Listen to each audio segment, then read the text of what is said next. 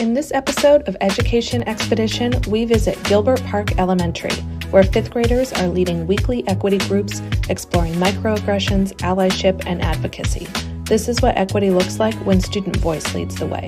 This is Oregon Strong.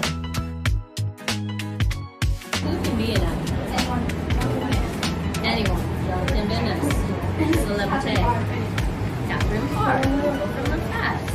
Can people your age be advocates? Yes. Can people younger than you be advocates? We're actually, right outside the room there's like a strip of wall that's just completely empty, and we thought, hey, we could bedazzle it. We could add stuff to it. And so we're gonna make a bulletin board of advocates. We're making a bulletin. I chose Jonathan Van Ness. They're amazing. And I chose Greta Thunberg. I researched Malala, and she is an advocate for girls' rights and education. Why do people become advocates? People become advocates to either talk about a minority or to advocate for their rights or safety. Or they become an advocate because they support that minority. People become advocates for stand up for what they believe in, and it could be a minority, it could be a cause, it could be many things. This idea came to us from our equity team here, but when the idea was brought to us, it was this idea of fifth graders are kind of seen as leaders in our school, and we want to give them a tangible way to interact with the ideas of equity and inclusion and all of that. So it started last year, and it took us a really long time to figure out what the group was. When we started, our school does a youth truth survey where the students have to express how they feel at the school. Do they feel included? Do they feel safe? So we used that data that we got and said, how can our kids start in the school before we branch out? Our scores were a bit lower where do you feel safe at the school?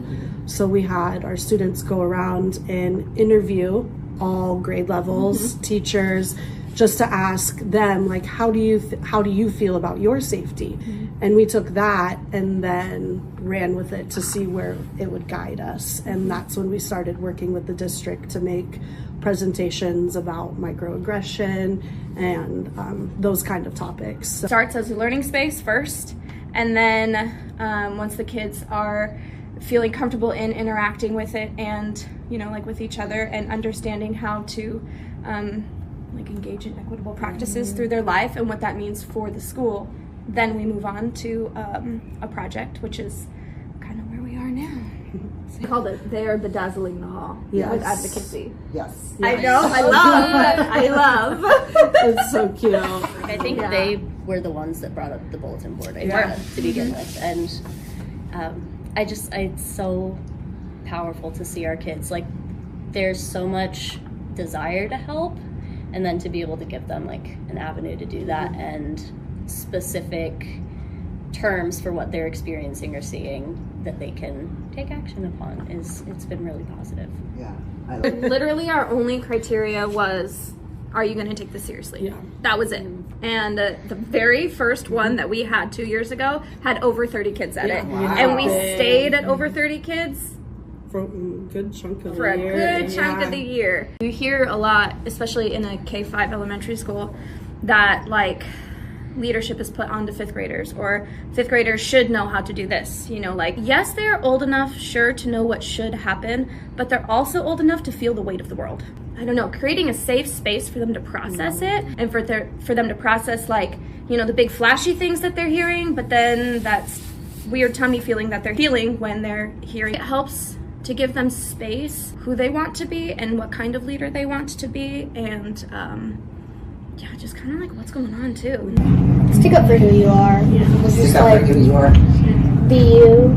If somebody wants to judge you, that's their problem. They can deal with it. I don't know. They can focus on literally anything in the world, but they choose to focus on this one person. That's their problem. They can focus on them all they want. Just know It's their mindset, it's not yours. Probably learn about different cultures, learn about history, try to like basically learn as much as you can about the world. It is such an engaging thing to talk about because it's so deeply tied to their lived experience plus like stories that they're hearing from families, and I love it. I feel like my adult friends that work with adults are very like kind of doom and gloom about the state of the world, but then we get the opportunities to sit with kids and be like, no, like we can see this a totally different way, and I want to do this, I want to change things in this way, and their passion is just so delightful to be around, and I love the energy that they bring. It really is, why we're here, because they're